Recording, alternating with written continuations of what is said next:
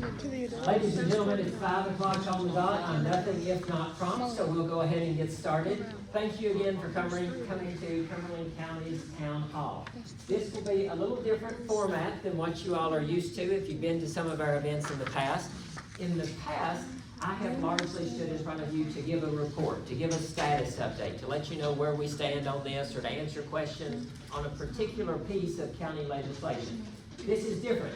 This is what a lot of folks don't want to do for obvious reasons, because you don't know what's coming.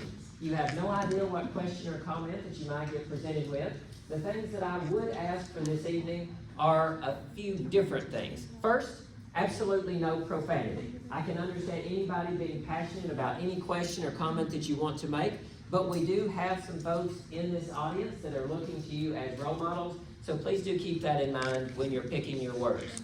Second thing, it's important that we know why we are here. In addition to you chose to be here because you wanted to be kept up on this or that issue, or you wanted to ask a question that you've been meaning to ask for 2.5 years, it's also because this is our first opportunity in over 2.5 years that we've been able to do this. Now, I will be the first person in all of Cumberland County to admit that there are other judges from previous administrations, there are other candidates in other offices from previous administrations that have been easier to reach than I have in the first 2.5 years. Make no bones about it. I will tell you this though, and it was shared with me, and I think it's a good analogy, and I know several of you in here like analogies, so here's one for you. If your house is on fire, you're not going to use your time or the water to water your garden. You're going to look to put that house fire out, right? That's what we've been doing for over 2.5 years.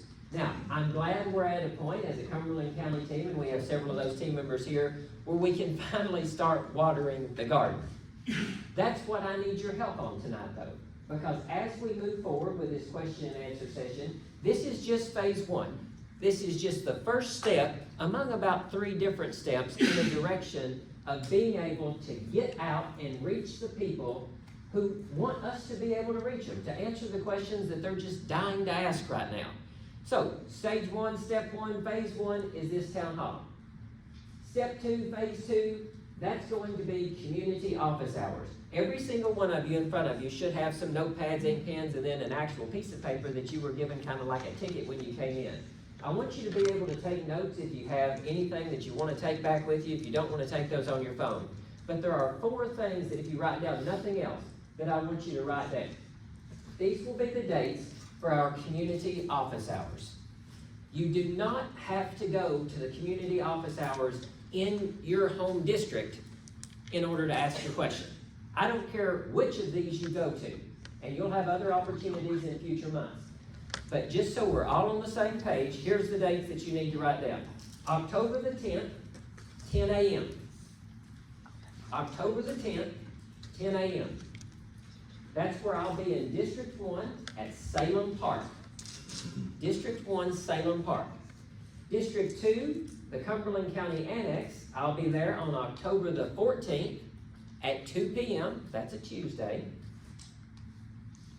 October 14th, 2 p.m. District 3, I'll be at Bully Dog's Barbecue during their open hours, so if you're hungry, that would be a good one to try to make. That's October the 10th at noon. October the 10th at noon. District 4, Maribone Volunteer Fire Department, October the 20th at noon. October the 20th at noon.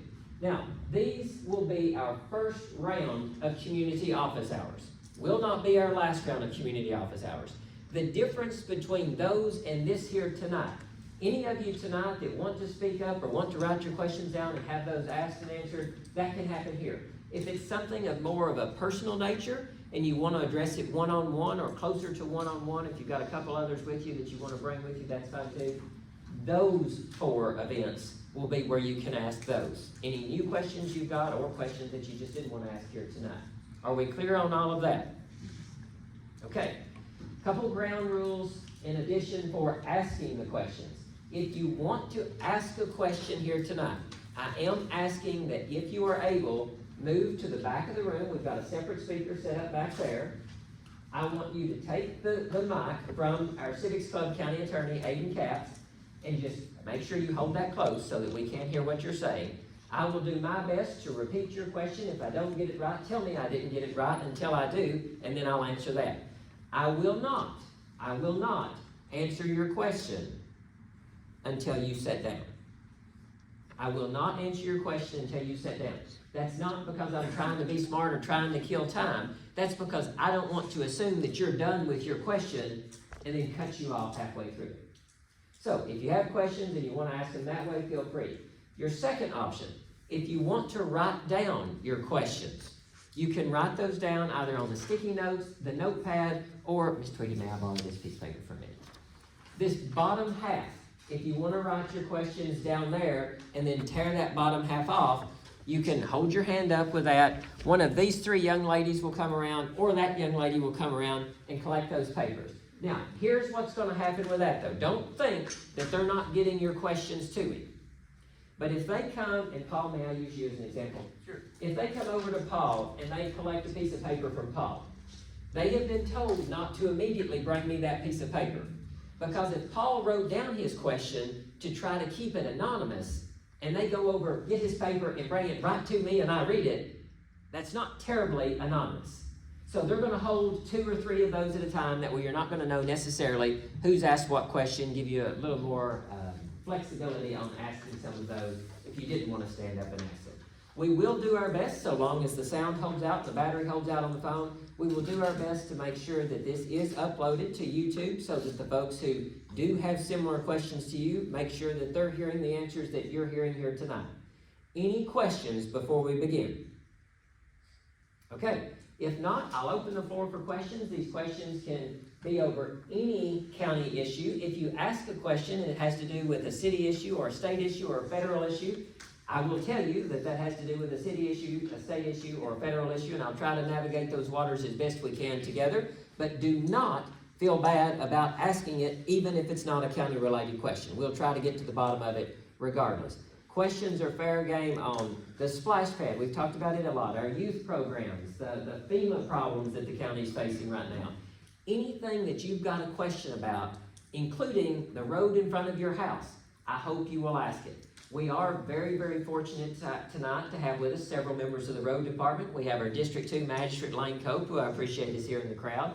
If you've got questions outside of County Road Department or the Cumberland County Fiscal Court, you're also in luck tonight. We've got animal control here. We've got emergency management here. We've got the jailer and his wonderful team here. You've got a lot of resources in this room tonight where if I can't answer the question, I promise, gentlemen and ladies, I'm not going to put you all on the spot tonight.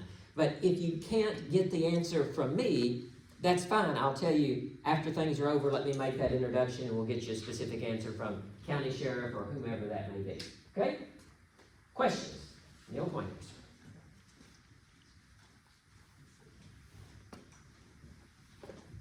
Hello, Judge. Thanks for being here, Mr. This one is right on top of your list, and it's on top of my list. It's Okay. the splash pad. Yes. I think the splash pad, and I talked to several other people about it, should be in the Veterans Park. I've traveled a lot around the world and visited a lot of parks in my life, and the community goes to the park to have things that have fun. I understand that there's probably a festival that was in opposition to that. I think the festival, and I'm a member of since day one of that committee, we've never used around the log cabin to put anything around the log cabin as people goes for their crafts and stuff. So I know there's a lot of family reunions that are held here. There's, of course, the 2 festivals. I was thinking this last weekend with the Woodgrass Festival. There was a lot of kids running around the Woodgrass Festival. Would love to have a splash pad right here behind the restrooms here at the park. And when the baseball games are going on, there's a lot of little kids that run around that would love to be here. They're not going to go out to Dugantown for a splash pad. So that's my question. Is it too late? Is it carved in stone? I know there's a water issue where the town was going to pay or for the water, which they cannot do out there. So my question is, I hope it's not carved in stone that's going out there. Is it still too late to have the splash pad here in the Veterans Park? Good question. Thank you very much, Neil, for the question. Short version, I think, of the question, Neil, you can correct me if I'm wrong. A lot of you have followed the discussions on the splash pad. That is something that the Civics Club, which Taylor Craig in the back of the room is a founding member of that organization, they set 3 priorities at the start of the Civics Club at Cumberland County High School. That was the top of those top 3 priorities. We've come a long way since then. We've had discussions for roughly a year and a half on where to put the splash pad, how the splash pad needs to be designed, what needs to go with the splash pad. And Mr. Councilman, you can correct me if I'm wrong here, but I think for the first time in at least my lifetime, the City of Burkesville and the Cumberland County Fiscal Court met together in a joint special session to discuss it. Now that by itself is pretty impressive and should show the community that we collectively as a county and a city definitely want a splash pad for the youth of Cumberland County. Several things went into that discussion though, as far as trying to figure out where do we put it. After roughly 1 hour's worth of a meeting up in the courtroom, we moved the meeting down to the Burkesville City Park for another hour down there as we looked at locations. One of the locations that came to my mind first, and I think this is where you're getting at too, over there next to the playground equipment, right? That's where kids are right now, okay? Now, we talked about that. One of the issues that you run into there, you've got a lot of trees in that area. Trees are great for shade. Trees are not great for the leaves that fall into the drain, and then you've got more of a maintenance problem there. But that's just a maintenance problem. Maintenance problems can be overcome with what? More maintenance, right? So that's not an issue. We did have, and I didn't know this, Doug definitely knew it, I didn't know it, that there's, I think we said a live, or still a hot line that goes under there where the old pool maybe went, so that wouldn't be ideal to put a splash pad just on top of that, but again, you can always fix that kind of thing too. If we take down some of the trees, which one of the members of the city council said, let's do it, let's take down the trees, let's put in the splash pad down there. That would fix some of that problem, but then you've also got an issue where that becomes a little bit of a crowded area in through there.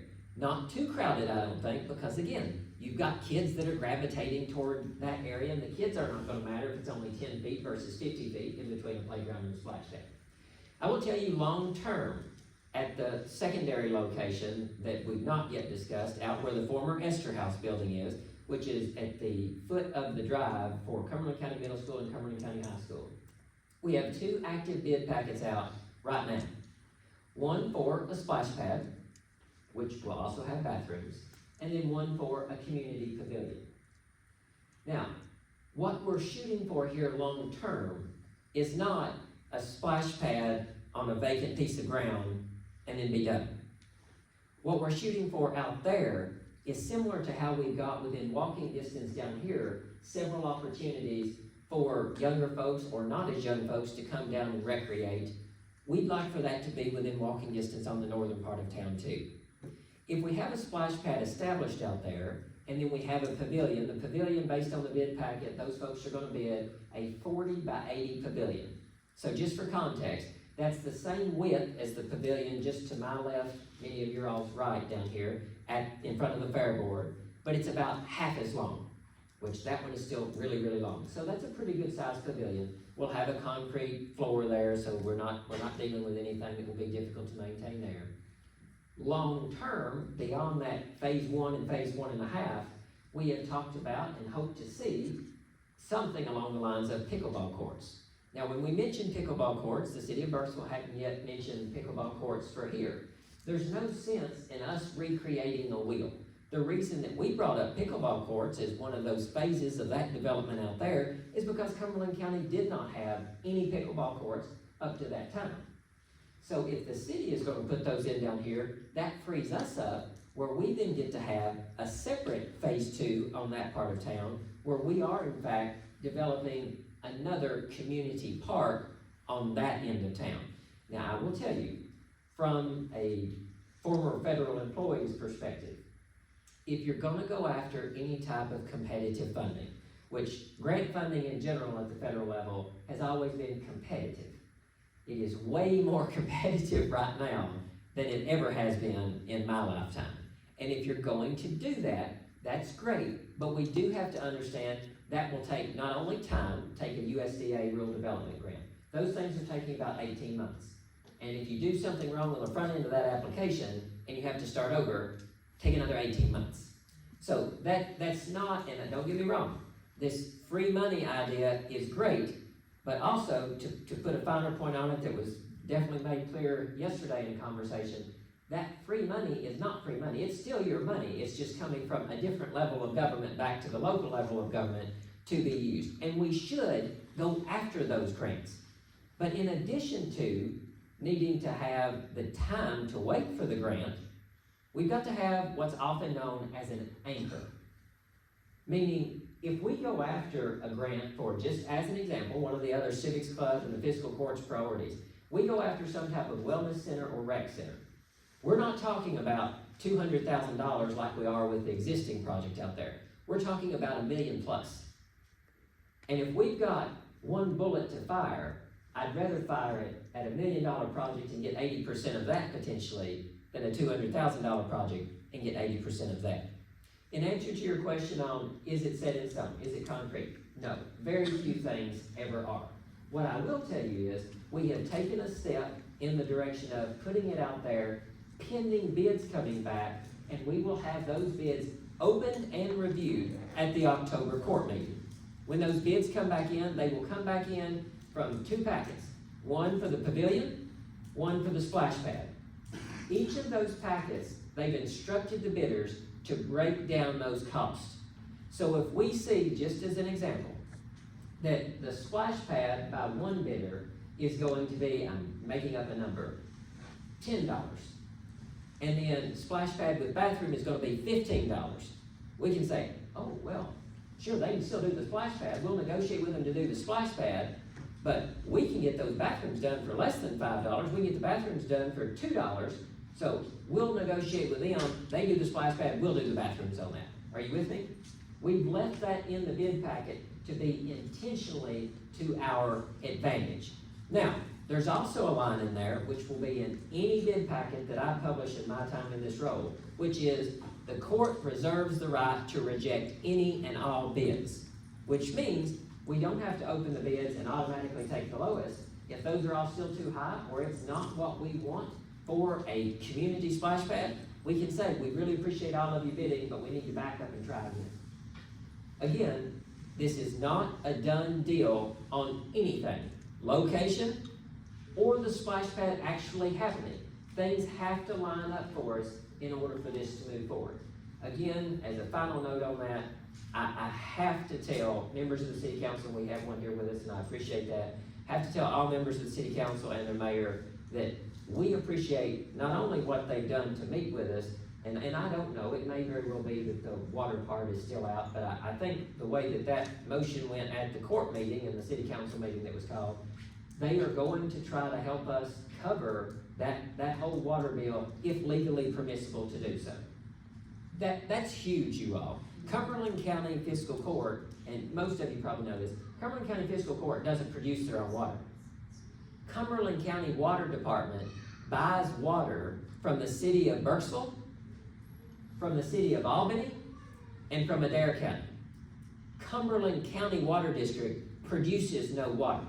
We bill for it, that we sell to folks after we wholesale purchase it, but we don't produce it. So that put us in a position where, as a strategic partner, the city of Burkesville, no brainer. And we appreciate that and hope that that does work out, because that will make a big deal, a big difference to us. They also agreed, and we appreciate it, that they will be covering half of the maintenance costs. Now you hope once you install a new splash pad that you don't have a lot of maintenance costs for a while.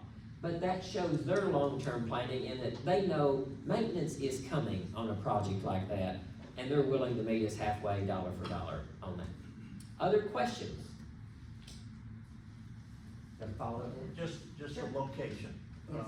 was not where I was talking about. Oh, go ahead. It's, on the river side of the pavilion, in the grassy area on the river side of the pavilion.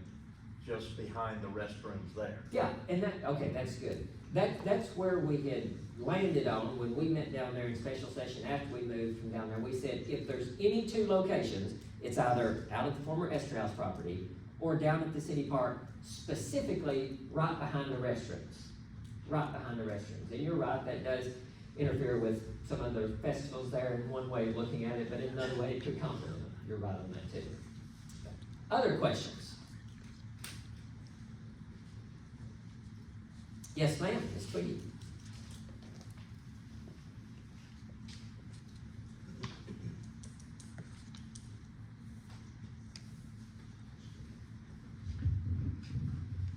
I come from a town in Indiana called Greenfield. I am a retired nurse. When I worked there at the hospital, we had 23 beds. They partnered with a large hospital in Indianapolis, and now I'd say they're almost as big as Somerset. They have every kind of special. They have chemo, anything that is needed. Now, it's very hard for me to get to my specialists out of town. Sometimes they're to Bowling Green. Is there any chance,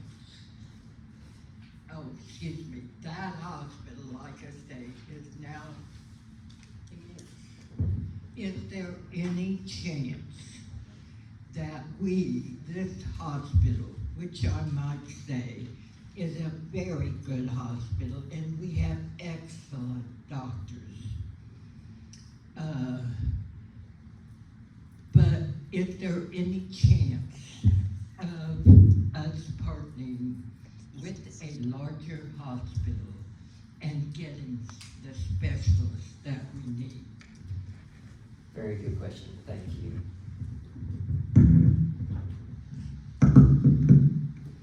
So the question, as I understand it, in short, is there any chance that Cumberland County Hospital would partner with a larger conglomerate or medical group in order to maybe bring in some of those more professional services that it just simply doesn't make sense for Cumberland County Hospital to provide at its sites? Did I get that right? Okay. Short answer, I can't speak for the Cumberland County Hospital or their board of directors. What I can tell you is this. There are a lot of doctors and other medical professionals, whether it be specialists in some type of surgery or whether it be a specialist ear, nose, and throat. A lot of those folks come to this area for the lake. Now, what I have found to be incredibly surprising is that a lot of those folks who have practices in other larger towns, the Louisvilles, the Lexingtons, the Nashvilles, the Indianapolis, the Chicagos even, when they come down here, they say, gosh, wouldn't it be nice if we had a place here, a practice here? I'm of an age where I'm ready to maybe think about retiring. I'd like to maybe just set up a little something part-time down here. Well, I would love to see that, because then we get the best of both worlds. We've got a specialist here in this area, and they get to relocate to some place that, in retirement, provides them with a lake and a lot of nature to be able to recreate here. What I think they would find, though, is they would move here expecting to work part-time in retirement and probably work as many or more hours, because we have a lot of medical and healthcare needs in Cumberland County. I don't think this will shock anybody here, but Cumberland County's average age of a citizen is a little higher than some of the other counties in the state. Not a bad thing, not a bad thing at all, but it is something that we've got to acknowledge. Now, in our economic development conversations, we're having conversations with these medical professionals. We've partnered with a group out of East Kentucky, and it's a really, really, really smart program that they've got. They actually provide a financial incentive, which is SOAR is the group, Shaping Our Appalachian Region, I think is the acronym stuff out, or named out there. That group provides a financial incentive for folks to move from other states into this part of Kentucky. Now, we are considered, we're on the edge of it, but we are considered East Kentucky. A lot of those initiatives are around remote work. Well, there are a lot of folks that, one good thing that came out of COVID, there are a lot of folks now that can provide telemedicine. I don't know if there's anybody in here that's kind of still like me. If I have to go to the doctor, I really want to sit in front of the doctor. I want the doctor to be able to look at me and then tell me what they think is wrong with me instead of doing that. But I also recognize if you've got a 2.5 hour drive or you can log on to a video call, there's value in that too. So I say that to make this point. There's no reason that Cumberland County Hospital, Cumberland County Fiscal Court, and the city of Burkesville can't partner on that economic development strategy with SOAR in East Kentucky to bring those medical professionals here to our town so that maybe they do start with a lot of telemedicine. But then they realize, well, I love the people here so much, it's not enough for me to do telemedicine. I want to start seeing them in person. I want to do this, I want to do that. I think that's super smart. What I would tell you is, before you leave here today, have a conversation with the city council member that's here. Let him kind of take that back, kind of one-on-one with members of the city council. If they're in support of it, like I expect would be with the fiscal court, that's a conversation that I think could happen and probably should happen with Cumberland County Hospital. Now, I want to make this very clear to everybody. I am not a put government in the private sector and tell the private sector how to run their business kind of guy. So what I'm proposing in answer to that question is not for the city or the county to tell the hospital what to do, but for the city and the county to ask the hospital, what can we do to make a lot of your recruitment easier and make this location a more attractive location for the folks that you want to employ? That is one reason my kids won't move down here. Yet, right? Maybe in the future. So we'll wait on that. I don't want to see it a big city. Sure. I love this county the way Glad to it hear is. that. But we need more medical facilities. And something, without going into too much here that would be confidential, I can tell you, just this week, had a conversation with a Cumberland County native here who's very, very, very interested in some type of service that will provide mental health services to Cumberland County. Mental health services, it's tough. It is so stigmatized because people don't want to talk about it, and when people don't talk about it, you think just because people aren't talking about it, that we don't have a need for it. That's not the case. We absolutely have a need for it. And right now, we are very, very limited on the resources that we have, specifically mental health services for the elderly. Now, we have some mental health services for youth and foster youth, which is a good thing. But the population that we happen to have a lot of, that older, wiser, more mature demographic, they don't necessarily have the services that they would have in a larger city. And that is a shame. Definitely something we need to work on. Good question there, Ms. Judy. Paul, sir. Just to add on to that a little bit, is it possible to make Cumberland County Hospital into a trauma center? I have known individuals, my wife was one of them. We went down, we had called an ambulance, she had passed out on me. We got down there and they didn't have the equipment to do anything with her. They're calling Bowling Green, they're calling Glasgow, they're calling Nashville to try to find a place to send her. If it becomes more of a trauma center, they have better equipment, they have the better personnel there. It's unreal to sit there and watch and try to figure out where you're gonna send somebody. That's extremely stressful, whether it's somebody has passed out, whether it's a heart attack, whether it's premature delivery of a small child. That's rough, because you get there and those are the experts around you. Those are the closest experts we've got here, and we do count on them. What I want to be careful here, Eugene and Stacy, make a note, next time invite the CEO of Cumberland County Hospital to the town hall. We do have to be careful not to try to speak for the hospital in any of these answers. But again, and I think it's safe to say for Cumberland County Fiscal Court and the city of Burkesville, anything that the hospital needs from us as far as letters of support for grants, I know we've worked on those in years past and helped them get some of those. If they need that, that is a commitment that Cumberland County Fiscal Court will make to them, because we're all better off if Cumberland County Hospital is better equipped to help each and every one of us when we need it. So, very good It question. would make more revenue for the hospital. We would hope so, yeah, Okay. sure it would, sure it would. As more or less as seed, Mhm. Hancock County in Shelbyville, I worked with them too,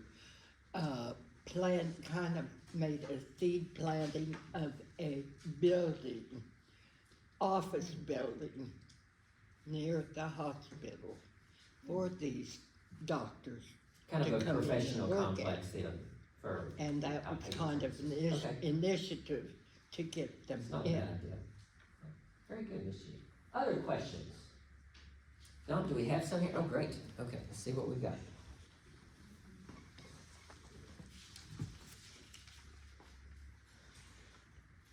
Where does the county stand with FEMA from several years back? That is a very good question, and it has a very uncomfortable answer. We are not in a good position right now with FEMA from several years back.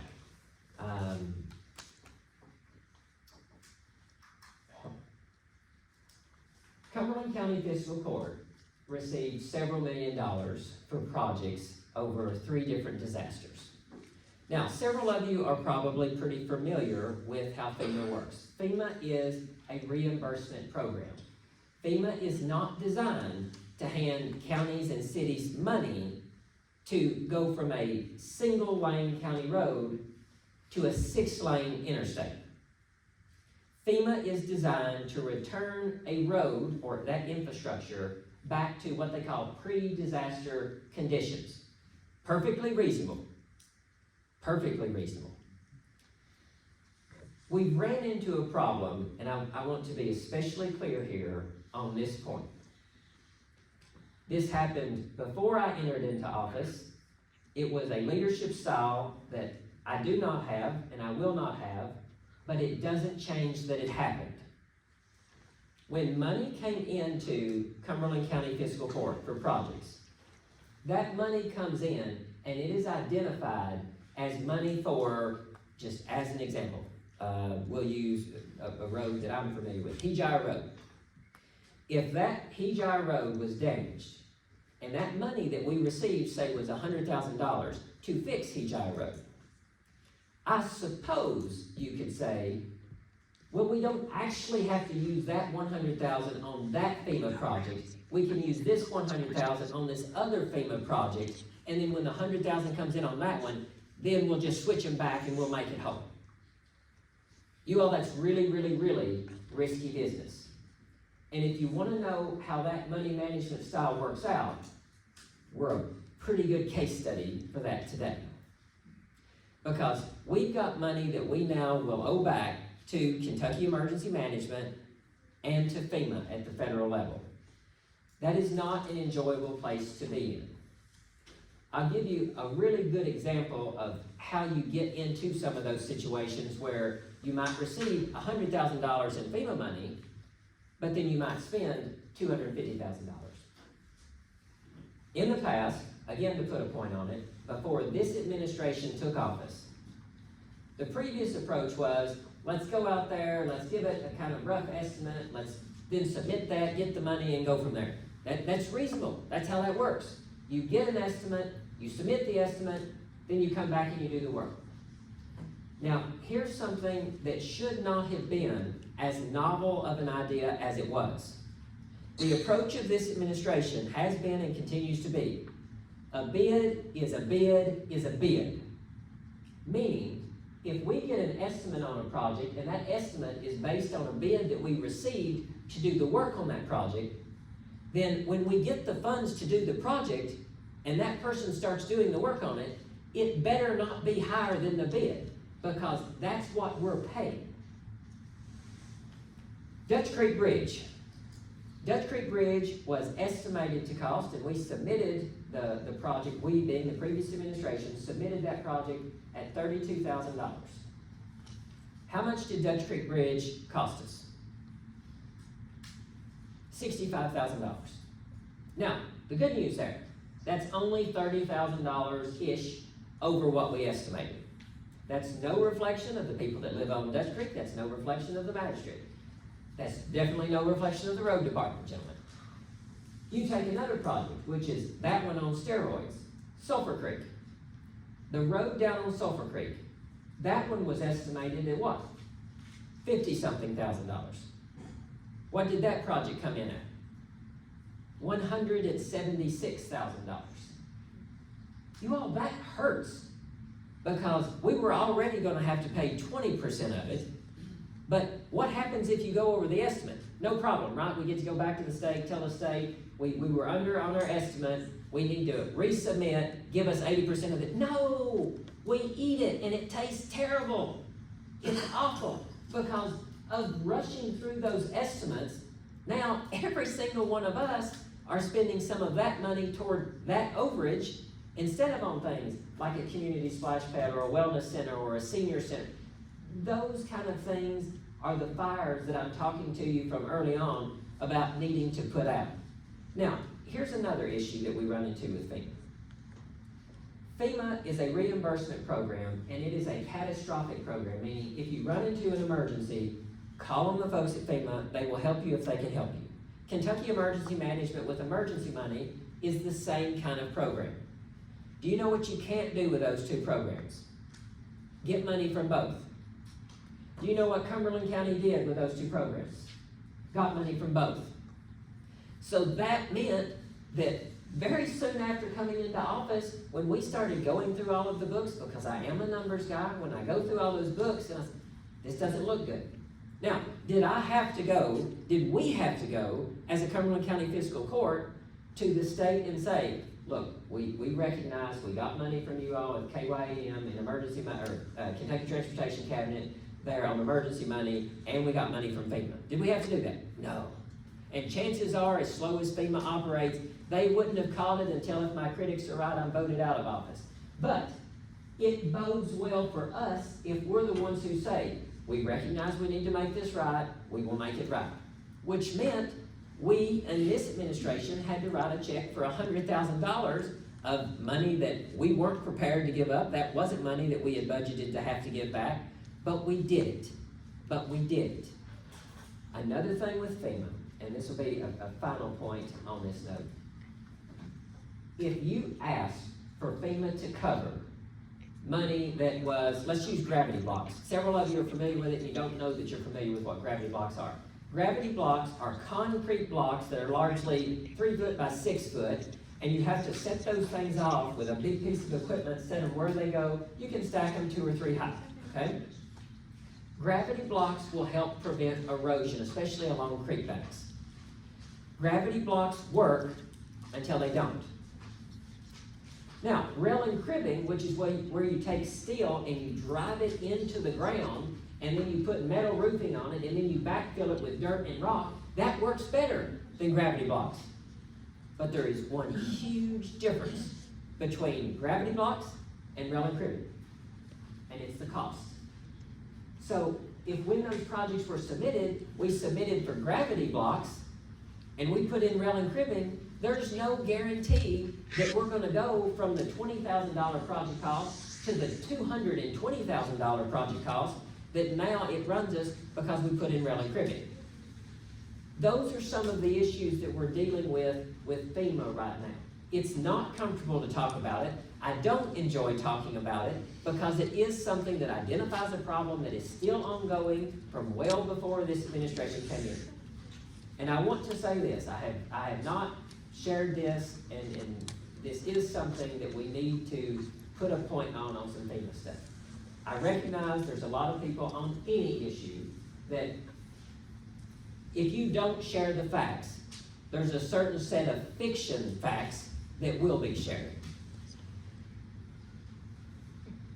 The FEMA contract that was executed with the former consulting firm that handled a lot of this FEMA work, the timing could have been better then. That contract with that consulting firm that we inherited as a fiscal court was executed 9 days before, or maybe even 8 days, I think it was 8 days, before the primary election where we were fortunate enough to be successful and then enter into office. That 2-year contract was a 2-year contract that we had to live with and we had to work with in our initial years in office. That's really, really frustrating. Because as an administration, you hope that you are given a certain level of flexibility to make decisions that the public, by electing you, has empowered you to make. And unfortunately, with several things as it relates to FEMA, we did not have that flexibility. So I hope to whomever wrote that question, that answers your question there. If anybody has any follow-up questions on that, certainly one-on-one I'll answer, or if anybody has any specific questions there, I will try to answer those in front of everybody else. Yes, ma'am? Are we clean with what we owe? Are we clean with what we owe? I really appreciate your optimism. That's very nice. No. Are we clean with what we owe? Not even close. So one of the processes that we have to go through with FEMA and Kentucky Emergency Management, the state auditor's office came in. They had obvious concerns, whether it was the contract that was signed a few days before the primary election, or some other things that happened immediately after we came into office with my predecessor and being employed now by that same engineering and consulting firm. That is problematic potentially. And I don't know any of the intent there, so I'm not speculating on that, but at minimum, that looks bad. That doesn't help our cause there. What we've done with Kentucky Emergency Management is go back into a lot of these records, certainly not all, because we're talking about $4 million worth of projects. So they pick a sampling of these projects. We have to go into these files. You can ask Greg Carey, you can ask Eugenia Ferguson, Stacy Thrasher, members of the road department have been up there. They've been out on the road, riding these roads with us, saying, did we actually do this work? Because it says we got the money for the project. Well, that must mean that we did the work. So we go out, we ride the roads, we see the roads, and we think, we are in trouble. That project's not done. So now we have a question. Do we pay that money back for the project because it is not done? We can't keep money for a project that we didn't complete. Or do we now do that project, but with inflation being what it is, it was already underestimated, so maybe it was estimated at 20, was gonna cost us 40, now with inflation cost us 80. That is a terrible situation to be in. And it's very, from a selfish perspective, it's frustrating when people say, Judge, why don't we do this? Why don't we do this? Why don't we do this? It's like, well, why don't we pay off our debts? And then that is a really good thing that we can do next. I hope that we are in a position soon to start showing all of you all a number, but right now, we don't have a number that I can show you. Because in going through every single one of those files, some of them you look at and you think, oh, this is great. This road, we might only owe back $2,500. You go to the next road. This road is less great. We might owe back $25,000. Those hurt, and we will not know how bad this hurts until we have gone through and satisfied Kentucky Emergency Management and FEMA, and they make a decision on that. I have to give them a lot of credit, though. They've been very patient with us. They see that every member of this team is trying their absolute best to make a terrible situation right and better. And to your point on that, let me say this, because we get some flack on this too. And it's every week. It's not just this week. It's not just last week or the week before. Folks will say, well, Judge, I need a this done, or I need a load of this, or I need a that done. We've got Buster Hart's the mowing crew. They get hit on it. Why can't you all mow over 4 or 5 swipes? Well, that big mean judge, he's told us we can't anymore. Well, do you know why the big mean judge told you couldn't? Because the state now being involved in Cumberland County and the federal eyes being on us, we have to dot our I's and cross our T's. And that means when they say you can only mow what's on the county right-of-way or what you can identify as a hazard, and you can only take care of roads that are on the county road system, then you know what that means? It means that. We can only be on the county right-of-way unless it's for the exception of public safety, and we have to document that. We can only take care of private road, or private, no, we cannot take care of private roads. We can only take care of county roads and not private roads. So when somebody asks, well, why can't you come up here and scrape my driveway? Or this is the first snow season that my driveway's never been scraped. I don't want to be a smart aleck, but the knee-jerk reaction is, you need to be really, really grateful that all the years prior you did get your driveway scraped because it's as illegal as sin and it's not going to happen anymore. Because we get $1 million from the state transportation cabinet for county road aid funding. And in that big, long document that virtually nobody reads, it says, if you do anything that is illegal, you're jeopardizing your county road aid. You know what we can't survive without? $1 million of county road aid. So that in a nutshell is why we do that. Thanks for your patience there. Any other questions on that specific topic? Yes, ma'am. Sorry. I Yeah, said you're that. good. So if you have a list of things you have to go through, Mhm. what percentage is done and where are we at yet with that? Good question. I would like to tell you that we've made a lot of progress and that we're almost done. But I've told the team that twice now, and then we keep getting files that I've not seen before. So I don't know. I would like to tell you that I hope we're almost done, and I do hope we're almost done. But I keep being surprised that that's the gift that just keeps on giving. So hopefully we're almost done with that. If we are almost done with it, then great. At least we know the kind of problem that we're probably going to have to deal with. We have received, of the $4 million of projects, we've received roughly 3-ish million, I think it was 3.1 million. That means that remaining 1 million, a lot of folks, oh, well, that's great, they're gonna get another $1 million in. Okay, if we do get another $1 million in, we're gonna have to turn around and probably give that $1 million right back. So just consider that a wash. Now it's a matter of how much of the 3 million that we got are we gonna have to take on the chin?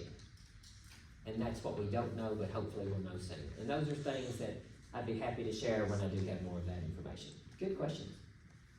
Concerned about litter in the city and the county. So am I. So am I.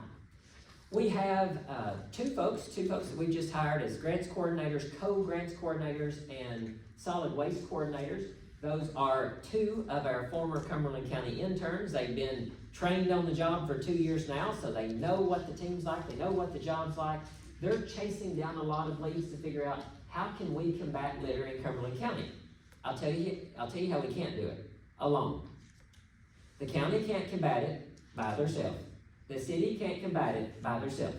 Private citizens can't combat it by themselves. Law enforcement can't combat it by themselves. This is going to take every single one of us, and this is not a touchy-feely thing. This is a real thing that I promise you makes a difference. If we as a group, just the people in this room, can start showing, as I'm sure a lot of you do already, a sense of pride and community. And several of you in this room spend a lot of your time out there picking up trash on the sides of roads right now. That is a good thing. But what we are doing now is looking at grant opportunities to go after funds so that we can have not just a citywide, not just a countywide, not just this person or that person, but a community-wide program where for a day, maybe 2 or 3 times a year, kind of like the Pride cleanups used to be, we go out there, we go to the school, we get the youth involved. That is a really, really, really good way to show people, I'm not crazy about being out there on a 90-degree day picking up that trash, so why don't we just not throw it out? And maybe if you're riding with somebody down the road and they throw out just a wrapper, you say, well, that was little, it's just a wrapper. Maybe if you're the one that was out there having to pick that up, or your kids were, your friends were, it makes you more apt to say, hey, just give me that. I'll throw it away when I get home. No big deal. It's going to take every single one of us. And as childish as it sounds, even if we put deer cameras up on every county road in Cumberland County, we would still not be able to catch all the people that are littering in the city and in Cumberland County. So I would implore you, please, with your friends and neighbors, be watching for something from the Cumberland County Fiscal Court on litter abatement and being able to get together to pick up the sides of county roads and city streets. We've also got, as a reminder for those of you who weren't able to participate, dump days. We just had dump days for the county. We have that twice a year. Previous administration had that one day during the middle of the week, usually on a Wednesday during work hours. We've moved it, and the guys have been very, very supportive of this, and I appreciate it because it takes a lot of their time. But we've moved it to a Friday and a half day on Saturday. Now, that does mean that we are sending off a lot more dumpsters, which costs the county more money there, but as I shared with Ms. Karen on Talk Around Town this last week, that's still a lot cheaper to send off, in our case this last time, 7 dumpsters that run us roughly $500 each. A little higher math will tell you that's roughly $3,500. What's an illegal open dump of average size cost to clean up? About $15,000. Wow. So we're way ahead by having those kind of services that we offer to Cumberland County taxpayers. Next question. You agree that, is it your honest opinion, do you agree that Cumberland County is in better shape in years before, than in years before, and with another term, do you see a brighter future for the youth of Cumberland County? Okay, I'm kind of biased on this answer, just to be clear. Yes, I definitely do. I am proud of the youth of Cumberland County and what they've been able to accomplish. I will tell you this about this job and what I did not expect. The job itself is so much easier than what I did when I was at the state level or the federal level. It is so much easier. Now, part of that is I was blessed with the experiences working at the state level and the federal level, so now I'm not having to learn the local level and the state level and the federal level. I'm using those connections, I'm able to tap into that network, and when I have a question, it's not 4 or 5 days or 3 or 4 weeks trying to get the answer. I know, here's the source for my answer. What I underestimated, severely underestimated, about this job and what would make it so difficult is that at the state level and the federal level, you are at minimum an arm's length away. So you can focus on getting that job done. You can look at that job, you can say, here's the problem, here's what we need to solve. And nobody expects you to go down to a local restaurant and sit there for 2 hours and have that conversation. Nobody, which I'm not opposed to, nobody expects you to go and stop at the local Quick Stop and sit outside and as people come in say, hey, what's on your mind? I don't have a problem with that, but it's not the way that I'm wired. And I will tell you, in 2.5 years, I've gotten a fair amount of criticism for, well, we never see him just out sitting around and talking to people. Chances are you're probably not going to. I know everybody's got in the back of their mind with election season coming up in roughly 2 months, there's some of that that's going to start happening. I don't care if it is 2 months from now, you're probably still not going to see me outside of the office or stepping out of meetings to go sit here or sit there so that I can be seen talking on the phone or looking important or seen with a scowl on my face looking like I'm solving a problem. I promise you, I'll be solving a problem, but I'm not going to do it for show in front of you. And I don't need to do it secretly in earshot where you get to hear me name drop somebody. That's not the way I'm wired. If you think that what we're doing right now with the youth of Cumberland County, with some of our fiscal responsibility and the efforts that we're making toward being more efficient and being more effective as a court works, then I know a guy. But if that doesn't work for you, then I'd be happy to hear where you think we're missing the boat, but I want to be perfectly honest with you. If you tell me, well, we need to see you more, we need you just to come and hang out here more, we want to just be able to talk to you about these things more. I want to just be able to sit down and talk to you about these things more. But elections are funny things, and they're very uncertain. We're not guaranteed anything more than a 4-year term. And if that's all that we happen to be given, I want to make sure that at the end of mine, I can say, I didn't waste a penny of it, and now all the people who wanted to sit down with me and talk about the weather or that vacation, now I got plenty of time if I'm asked. So I hope that that makes some sense. One more thing on the youth, and then we'll jump to this next question. Cumberland County's youth program and our youth initiatives are not just, well, they're just trying to give the youth a job, or they're just trying to teach them how to be future judges and magistrates. That's not true. Now, whose fault is that if the county believes that? Mine. Because who should have been out there on day one saying, big picture, this is what this is? Me. And I made a very dangerous assumption of, well, the folks will see that the youth of Cumberland County are the future of Cumberland County. Now that's pretty easy for all of us to see, but unless you draw that very clear line of the biggest question that we got when we entertain these businesses that are coming to Cumberland County and they say, I want to establish my business here, they ask about our labor force, and then they ask about our housing. We are competitive right now in a county of 6,000 in a region where all of these counties around us have largely double that. But we're competitive because Our labor force shows up to the table. They show up to the meetings with these business owners. And they say, gee whiz, if you can get them to show up to a boring meeting like this, surely to goodness you can get them to show up to work and be paid for it. That's really, really encouraging. So yes, to the person that asked the question, give me 4 more years and I think we're going to be in a much, much better position. Tax breaks for seniors. Taxes seem to increase more than Social Security income increases. Agreed. Along with school tax. Should 65-plus-year-old seniors pay as much school tax as 20-plus-year-olds? Is Cumberland County the highest tax county in Kentucky? That's a very good question, a compound question. I'll see if I can get through that in about 3 minutes. Cumberland County Fiscal Court. I want all of you, when you get your tax bills this year, to not get mad for one, but I want all of you, when you get your tax bills this year, to look specifically on your county tax bill. And I want you to look on the line that says Cumberland County Fiscal Court. Cumberland County Fiscal Court will be the second smallest amount on your property tax bill as far as a taxing entity. How much money does Cumberland County Fiscal Court, of which Lane Cope and the other magistrates are a part of, how much money does Cumberland County Fiscal Court bring in from property taxes for the whole year?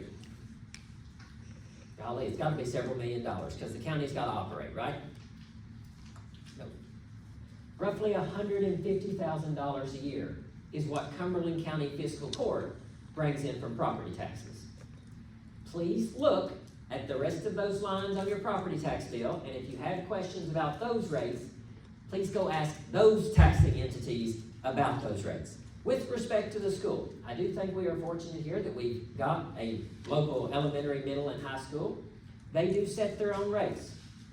Cumberland County School District and Board of Education, when they set those rates, they're looking at the cost of running their operation the same way that we look at the cost of running our operation.